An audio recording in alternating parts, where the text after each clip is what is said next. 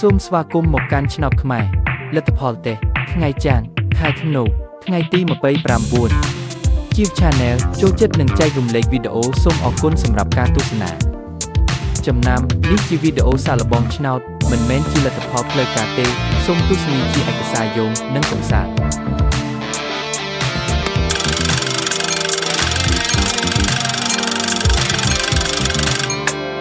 រង្វាន់ទី1 5 8 9 1 7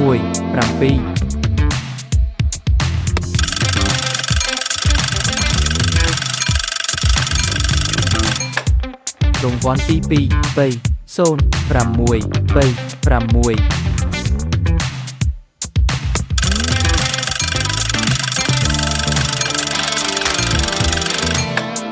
រង្វាន់ទី3 1 4 1 0 6